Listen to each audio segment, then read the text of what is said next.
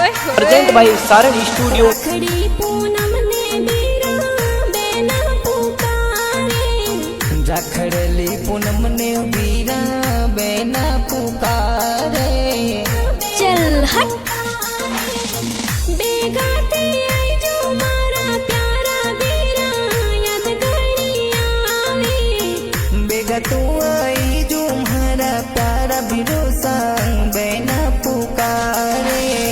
रखड़ी पूनम ने बीरा बेना पुकारे, रखड़ली पूनम ने बीरा बेना पुकारे।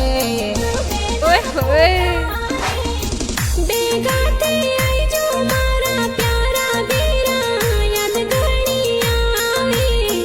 बेगा तू